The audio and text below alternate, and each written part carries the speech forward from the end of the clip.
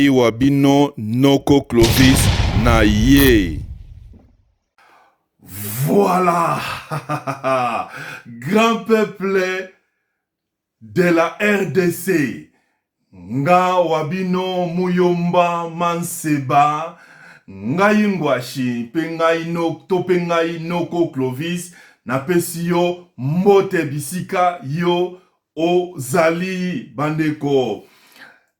Bandeko Avana Kendeko Banda édition o na pesi un grand merci na babone nyonso tu ya Congo Esengo TV na ndeko yo ozali ko kendeko ko s'abonner tout à l'heure na pesi yo vraiment un grand merci surtout spécial merci pona yo ndeko ozali ko kendeko ozali ko non seulement ko s'abonner pe ozali ko partager ba vidéo ya Congo Esengo TV. Alors bandeko, ba mama bo kanga bo serré liputa, ba papa bo serré ba sentir pour to décoller ensemble na Noko na bino Clovis po Noko Clovis na ba Noko na ye. Allez, to démarrer 1 2 3 boum boum boum. Grand peuple de la RDC. Na ba latino balobi volutantem populi supremales. Wanezali na munogramboka ya munogramboka ba latino. Na munogramboka ya ba Macron balobi la volonté du peuple est la loi suprême. Bandeko na kotika kate koloba lisolo oyo kotika kate koloba maloba oyo, la volonté du peuple est la loi suprême. Autrement dit na latino ezali voluntatem populi supremales. Wane ayaki flash bandeko. Tikanga sikoyo na démarrer sikoyo. Bandeko. Noko nangai chef spirituel, autrement dit représentant légal ya église Kimbanguiste. Ah, noko nangai lukolele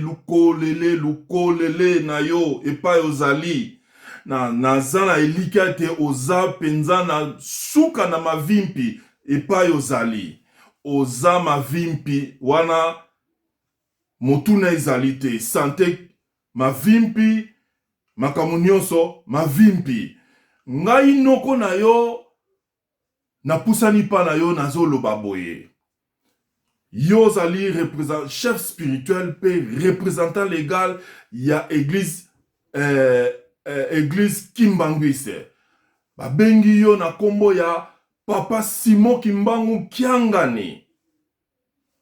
Olongoli révérend Elebe Kapalai, papa. Olongoli na commission d'intégrité et médiation électorale. Olongoli a représenté nulle part na église Kimbanguiste na makambo etali na baseni na ba institution. Olongoli autrement dit na Gikongo au Katoulier.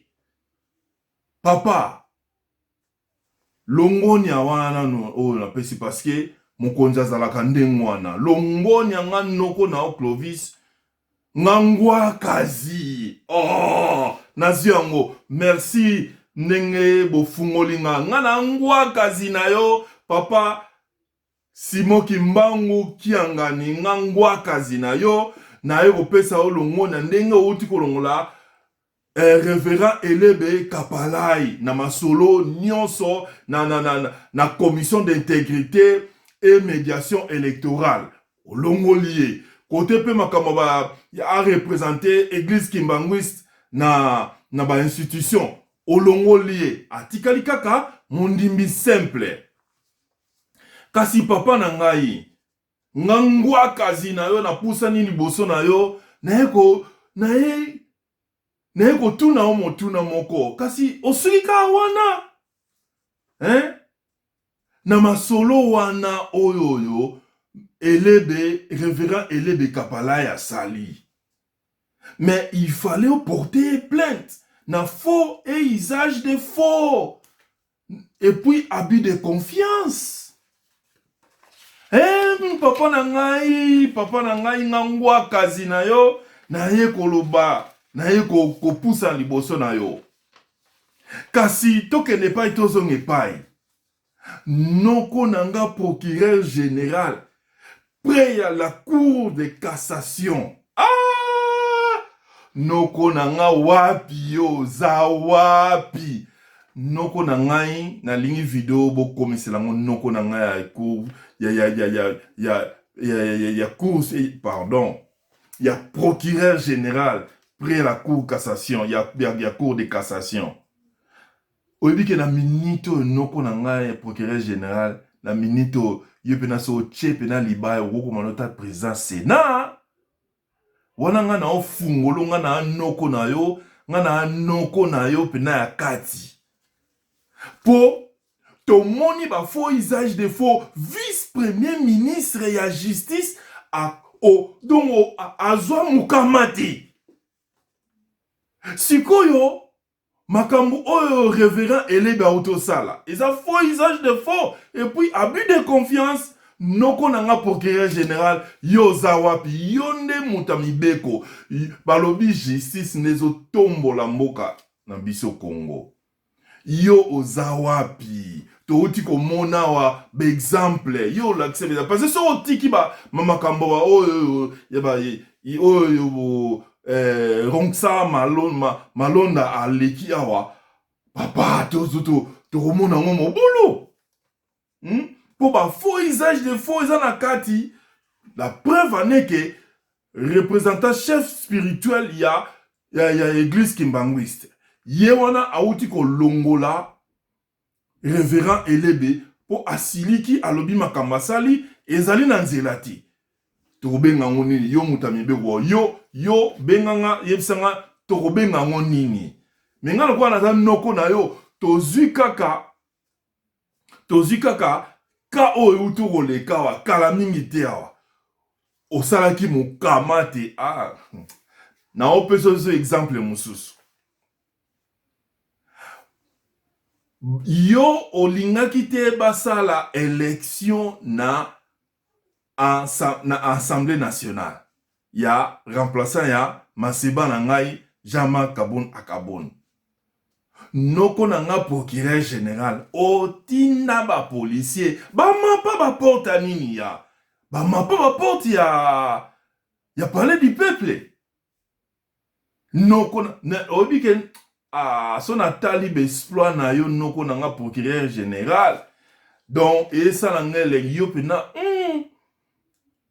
élection ka ba président Sénat nga noko na onde na lobby yo président Sénat. Comme ça, au tala ba loi na pena bien oyo kaka ya malamu nde bandoleka. Oeza yo makambo ya aménagement ya 4,500,000 dollars na nini ya changer ba salle ya ba kiti na ba banc na ba téléphone na ba climatiseur. Yo sala monte po yo yebi mibeko. Ya ona obi na on lelo mabe yo pena président Sénat, nous avons un procureur général. Donc, yo sima, talana masolo, nous avons un masolo, ya révérend Elebe Kapalai, nan noko na ye Ronksa malonda. Ndeba auto l'exaï na, nina ya comme président Séni. Bien que,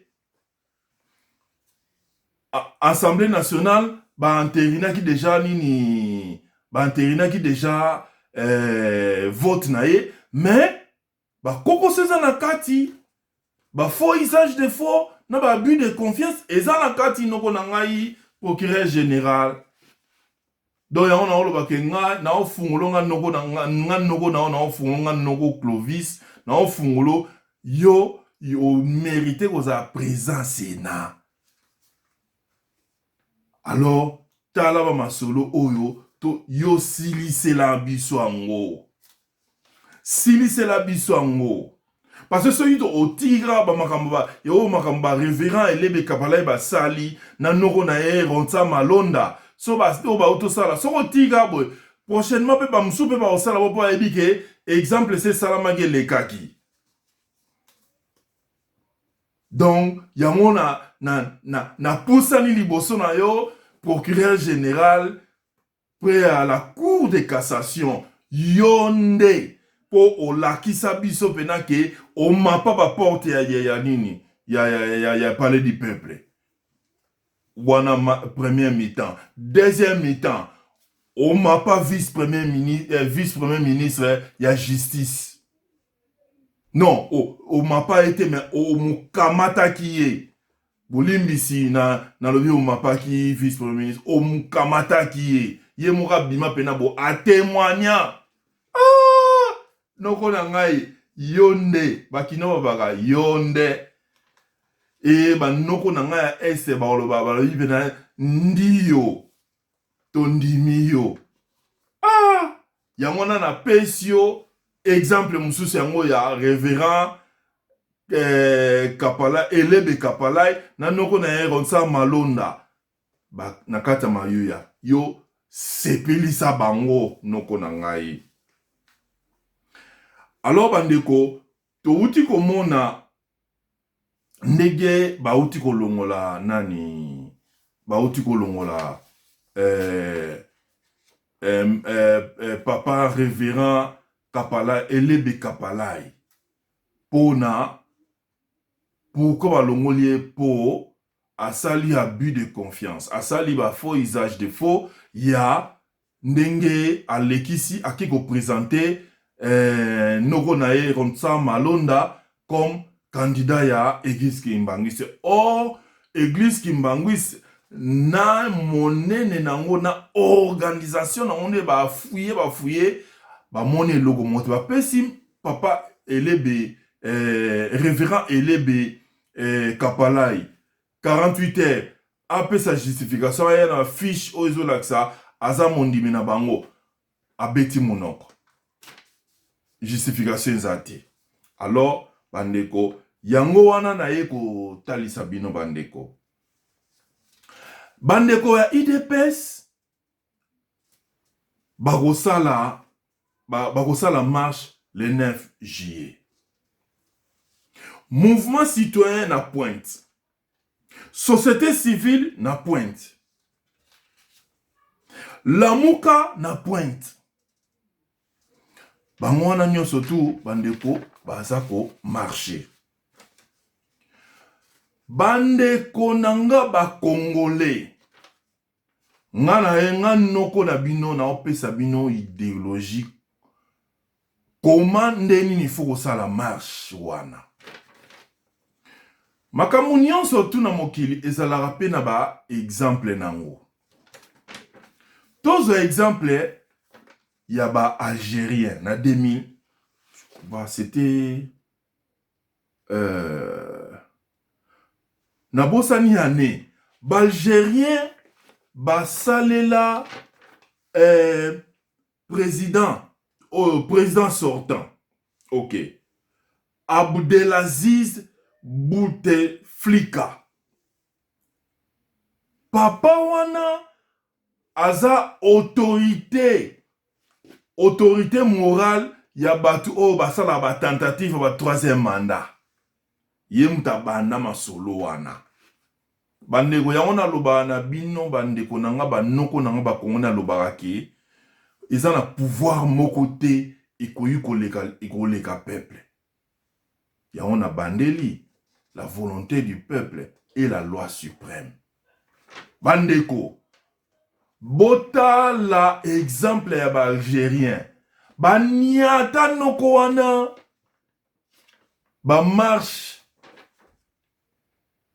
37 semaines sans repos 37 chaque vendredi ba marchaka et ba ba resendeli bandeko tango bozo sala annonce ya ba marche bandeko nanga ba congolais bolanda nga na bokebi bosali annonce à marche tolanda exemple bandeko peuple algérien basala marche ba ebisa population oyo akomeka ko simba eloko mutu oyo akomeka ko piller biso moko toko zoye toko pesa ye na maboko ya policier. E ba marche wana bandeko et salama ba magasin zoteka ba misale zo salama ba marche zo salama donc 37 semaines na sabino autorité morale ya ba tentative ya ba troisième mandat. Autrement dit, Abdelaziz Bouteflika en Algérie a démissionné, a tika, a se retira, a posé troisième mandat, te bandeko. Yangwana nazo tali sabino, exemple oyoyo, ya bandeko nangai, exemple ya munene, oyoyo bandeko ya Algérie basala. Tokendeka un exemple wana. Bango basala gi 37, biso tuza mboka munene, to niata bango 52 semaines. 52 semaines, toponika jour moko. Batu oyo, ba leader nyonso tu bo pesi ba instruction na batu. Oya ko meka ko simba eloko moto. Ko yiba ta biki, ata mouchoir. Oya ko tombola libanga. Biso moko na kata biso moko na kati wana ya marche. Toko kanga moto to pesi na maboka police. Et toko mona, ba mobulu kozala te. Soki policier amoni ke mobulu ezala ngo te. Arosala bino moko bozo kanga ba tentative nasala tentative ya mobulu ozuye bo pesi pa policier. Policier akwa encadrer ngo e bandeko ba policier na koloba na bino boy. Bo se souvenir na 2017. Mwana na biso na kombo ya Deshade Kapangala. Bozoyeba. Bino ba ndeko ba policier. Boyaki oyo po panza ba marche. Ozui masasi obeti. Yo yebaki te obetaki yekena ozanani. Eke ozakaka mwana ya colonel, je crois, colonel ou bien général ya la police. Donc obomi pena mwana yo moko. Yango ndeko policier. Ozana besoin te obeta gaz. Ozana besoin te obeta masasi po bato bazotambola baza ba congolais neti yo. Ozana besoin obeta gaz te. Donc mema bango encadrer bandeko, baza bandeko na yo, baza bana na yo. Tala exemple ya Deshade Kapangala. Aza mwana na yo. Tango ozobeta masasi oyebite masasi eke tout anani. Yangona na ofungola bino ngata en tant que noko ya Congo démocratique na ofungola bino bandeko ba policier. Kobeta masasi te. Kobeta masasi te, kobeta gaz te, encadrer nde banoko. Ba Congolais ba kotambola, mutu ako meka ko sala mobulu biso moko na kati ya foule, tokozwa to pesiye na malembe epai na ba bino bandeko na biso ba policier. Po tolingi tozala na bo moko. Tolingi Congo bo moko. Tosala marche po na intérêt ya mboka. Alors bandeko, ngasi na fungoli ba policier, marche wana ekozala. IDPS asa apesi mbela, Lamuka azana pointe apesi mbela, ba mouvement citoyen, ba société civile, tout le monde baza déjà na nzela. Les 9 bandeko. Policier makambo beta gaz izati. Po oyo azotambola aza noko na yo. Oyo azotambola aza ngwa kazi na yo. Kasi nazo répéter lisusu procureur général. Salama solo sepelisa ba Congolais. Sepelisa ba Congolais. Sepelisa ba Congolais. Hein? Ba faux usage de faux. Yango wanati. Révérend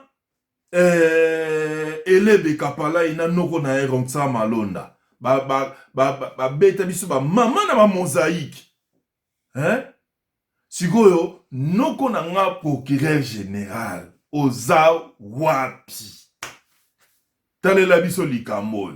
Baloba kaka baloba kaka ba mama, baloba kaka na mama talela biso likambo. Sikoyo tellement yo oza futur président Sénat. Talela biso likamboyo.